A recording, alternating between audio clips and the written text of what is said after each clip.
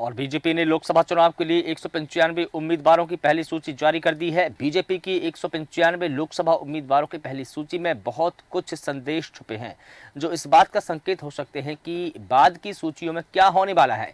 BJP की इस सूची में सबसे बड़ा एक संदेश केंद्रीय मंत्रियों के लिए है कि यदि उन्हें भविष्य में केंद्रीय मंत्रिपरिषद में अपनी जगह बनाए रखना है तो उन सभी को जमीन पर उतरना होगा और जनादेश हासिल करना होगा। शायद इसीलिए बीजेपी ने अपनी पहली सूची में मोदी सरकार के 34 मंत्रियों को चुनावी मैदान में उतारा है।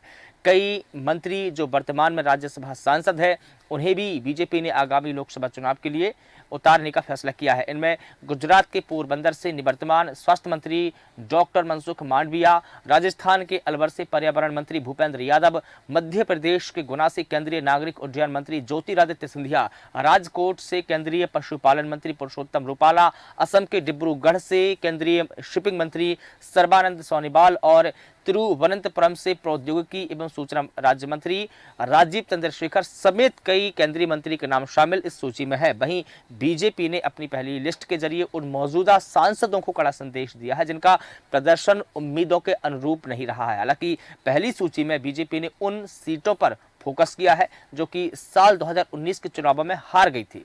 पिछले आम चुनावों में जीत गई कुछ सीटों पर बीजेपी ने अपने उम्मीदवार बदल दिए हैं और इसका सबसे बड़ा उदाहरण दिल्ली की सीटें हैं। पार्टी ने पहली सूची में दिल्ली की जिन 5 सीटों पर उम्मीदवारों की घोषणा की है उनमें केवल एक मौजूदा सांसद को उम्मीदवार के तौर पर बरकरार रखा है। भोजपुरी सिंगर और एक्टर मनोज तिवारी एक बार फिर से उत्तर पूर्वी दिल्ली सीट से चुनाव लड़ेंगे, लेकिन चांदनी चौक से हर्षवर्धन, नई दिल्ली से मीनाक्षी लेखी को पार्टी ने टिकट नहीं दिया है और यहां से कई बड़े संदेश निकाले जा रहे हैं। वहीं बीजेपी ने एक और बड़े संदेश में दक्षिणी दिल्ली से सांसद रमेश बिधूड़ी, पश्चिमी दिल्ली से सांसद परवेश साहिब वर्मा और भोपाल से सांसद प्रज्ञा सिंह ठाकुर समेत 3 सांसदों को किनारा कर लिया है। तो इस पूरी खबर पर अधिक जानकारी देंगे हमारे साथ में हमारे एडिटर इन चीफ जय श्रीवास्तव सर जुड़ चुके हैं। सर, बीजेपी की जो 195 उम्मीदवारों की पहली सूची आई है इसमें कई संदेश हैं, कई मायने हैं। बीजेपी ने इस पहली सूची के जरिए क्या संदेश देने की कोशिश की है अपने सांसदों को और जनता को? सर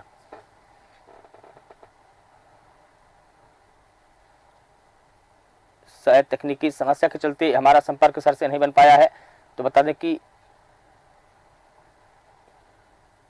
हेलो सर, क्या आप मेरी आवाज सुन पा रहे हैं?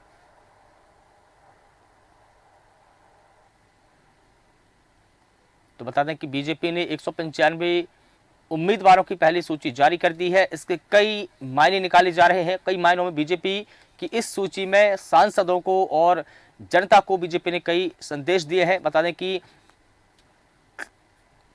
पार्टी ने पहली सूची में दिल्ली की जिन 5 सीटों पर उम्मीदवारों की घोषणा की है उनमें केवल एक मौजूदा सांसद को उम्मीदवार के रूप में बरकरार रखा है। भोजपुरी सिंगर और एक्टर मनोज तिवारी एक बार फिर उत्तर पूर्वी दिल्ली सीट से चुनाव लड़ेंगे, लेकिन चांदनी चौक से हर्षवर्धन, नई दिल्ली से मीनाक्षी लेखी को पार्टी ने टिकट नहीं दिया है। वहीं बीजेपी ने एक और बड़े संदेश में दक्षिणी दिल्ली के सांसद रमेश बिधूड़ी, पश्चिमी दिल्ली के सांसद परवेश सिंह वर्मा और भोपाल से प्रज्ञा ठाकुर समेत 3 सांसदों से किनारा कर लिया है। और इस पूरी खबर पर अधिक जानकारी देने के लिए हमारे साथ में हमारे एडिटर इन चीफ जय श्रीवास्तव सर दोबारा जुड़ चुके हैं। सर, बहुत स्वागत करता हूं आपका। लेकिन सबसे पहले आपसे यही जानना चाहूंगा कि बीजेपी ने 195 उम्मीदवारों की जो पहली सूची जारी की है उसमें क्या कुछ सियासी संदेश दिए जा रहे हैं?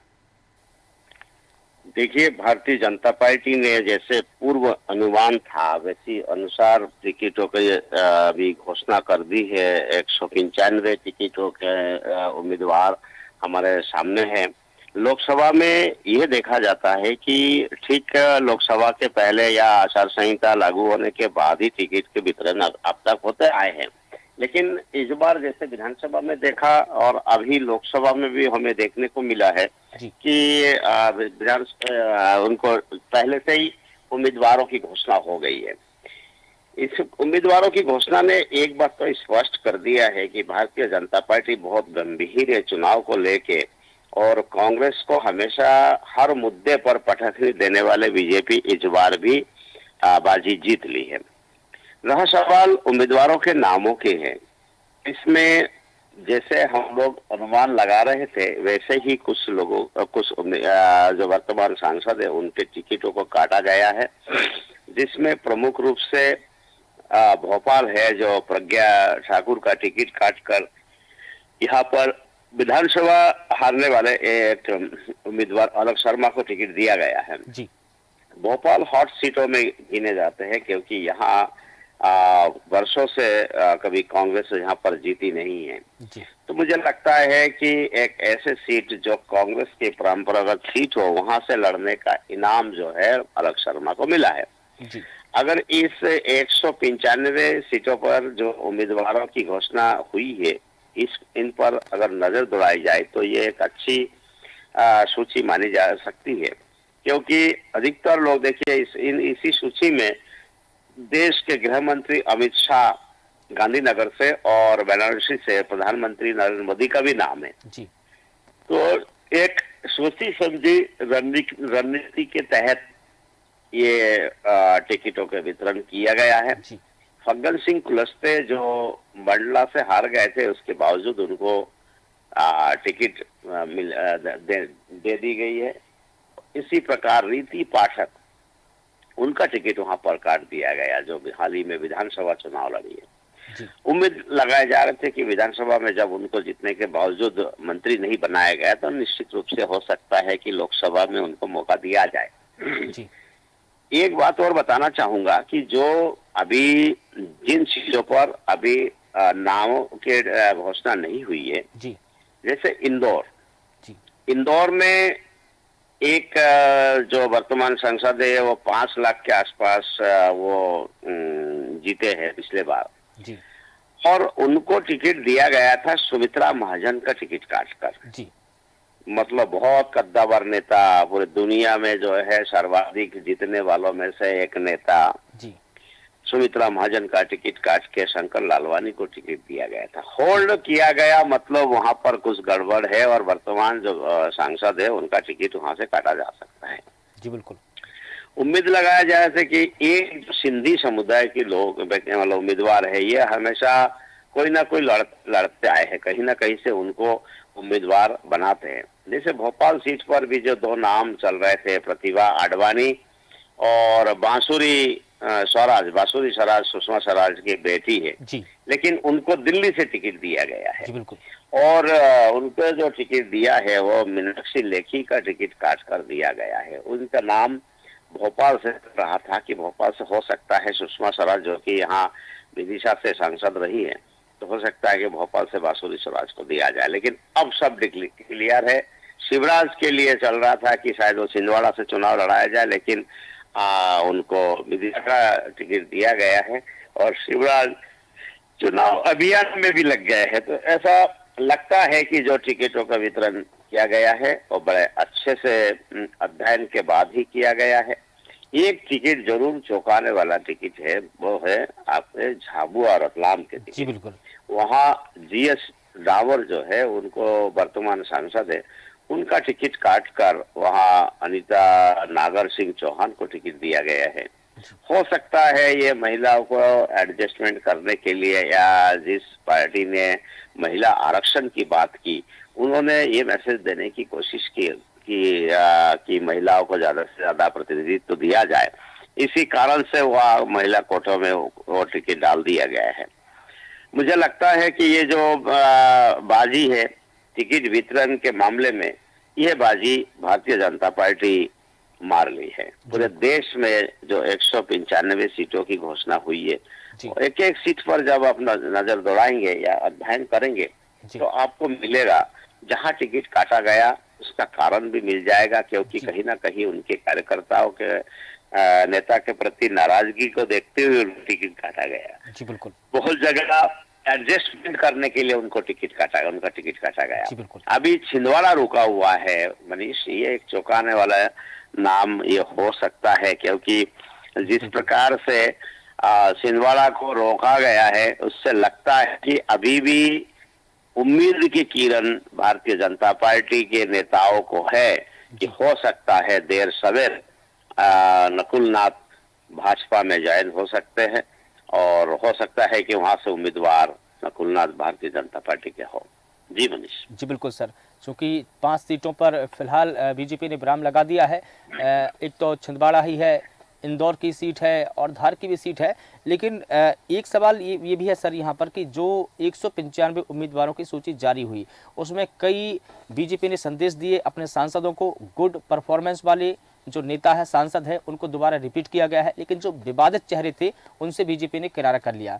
मसलन अगर हम भोपाल की सीट की बात की जाए तो यहाँ पर सांसद जो प्रज्ञा सिंह ठाकुर है निवर्तमान, उनका विवादों से पुराना नाता रहा है। उन्होंने नाथूराम गोडसे को लेकर और गांधी जी को लेकर भी कई टिप्पणी की है, जिससे कि खुद प्रधानमंत्री नरेंद्र मोदी ने उन पर टिप्पणी करते हुए ये कहा था कि मैं उनको मन से माफ नहीं करूंगा। इसी तरह हम रमेश बिधूड़ी की अगर बात करें तो उन्होंने पिछले दिनों संसद के अंदर एक विवादित टिप्पणी की थी। इसी तरह परवेश साहिब जो वर्मा है, जो 2-3-4 नाम है जिनके टिकट काटे गए हैं, इन पर ज़्यादा फोकस इसलिए किया जा रहा है कि बीजेपी ने कहीं ना कहीं ये संदेश देने की कोशिश की है कि अब बीजेपी उस पुराने उस पर नहीं चलेगी। बीजेपी जो विवादित बयान देने वाले हैं इनको बर्दाश्त नहीं करेगी।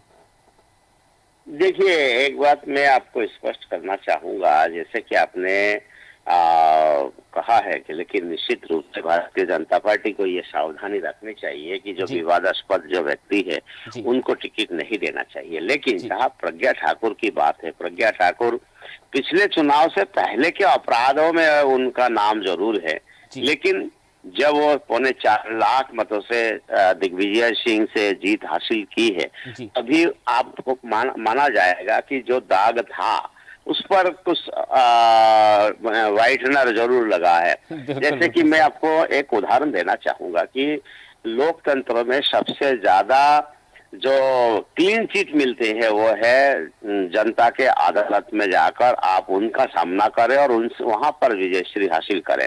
प्रज्ञा ठाकुर ने विजयश्री हासिल की थी और इस बार चुनाव लड़ने के बाद जब से वो सांसद बनी उसके बाद से ऐसे कोई मामला नहीं है जिससे प्रज्ञा ठाकुर का टिकट काटा जाए। प्रज्ञा ठाकुर को टिकट दिया भी गया था एक सुनियोजित एक रणनीति के तहत, और इस बार उनका टिकट काटा भी गया एक रणनीति के तहत। देखिए, पिछले बार जो है वातावरण मध्य प्रदेश में इतनी अच्छी नहीं थी जितनी अच्छी वर्तमान में, इसीलिए प्रज्ञा ठाकुर को यहाँ पर टिकट देकर पिछले बार आसपास के सीटों पे कब्जा करना चाहते थे बीजेपी, लेकिन इस बार जो है बहुत स्पष्ट है और बीजेपी सोच रही है कि क्लीन स्वीप मारा जाए, मध्य प्रदेश में 29 में से 29 ही सीट जीता जाए। जी बिल्कुल, इसी इसी कारण से इस बार उनका टिकट काट दिया गया, माहौल अच्छा होने के कारण। जहां तक आपने और नाम लिए, जी मैं एक नाम लेना चाहूंगा, जो टेनी जिसने जीप चढ़ा दी थी इसमें किसानों के ऊपर, उनको टिकट दिया गया लखीमपुर खीरी वाले मामले में। बिल्कुल, तो मुझे ऐसा लगता है बहुत सारे इस प्रकार के विवादास्पद लोगों को टिकट दिया भी जाता है। राजनीति में सबसे मेन चीज देखी जाती है वो है आपके जीत। आपने एक नाम लिया है प्रवेश वर्मा का। प्रवेश वर्मा ये जाट समाज से आते हैं जी, और जब जयंत चौधरी के रूप में बड़े जाट समाज का जो नेता है वो भारतीय जनता पार्टी से मिल गए हैं, इनका एनडीए का हिस्सा हो गए हैं, तो ऐसे में सबसे बड़े जाट नेता को तो साध लिया है। जी बिल्कुल, इस कारण से वहाँ एडजस्ट किया गया और निश्चित रूप से प्रवेश वर्मा बड़े नेता है और उनके पिताजी का बड़ा नाम है, वो मुख्यमंत्री रहे हैं, लेकिन इस बार टिकट से हताश जरूर होंगे, लेकिन भारतीय जनता पार्टी उनको एडजस्ट करके जरूर चलेगी। जी बिल्कुल, जी बिल्कुल सर, जी बिल्कुल सर, तमाम जानकारी के लिए आपका बहुत शुक्रिया। तो बीजेपी ने लोकसभा चुनाव के लिए 195 उम्मीदवारों की पहली सूची जारी कर दी है। बीजेपी ने 195 लोकसभा उम्मीदवारों की पहली सूची में बहुत कुछ संदेश दिए हैं। कुछ संदेश इस प्रकार है कि जो विवादित चेहरे हैं उनसे किनारा कर लिया है और जो गुड परफॉर्मेंस वाले नेता है उनको रिपीट किया गया है। कुल मिलाकर यह है कि बीजेपी एक बार फिर से 400 प्लस का नारा लेकर चली है, जिसको साकार करने के लिए ये पहली सूची उसका उदाहरण है। तो चलिए बात करते हैं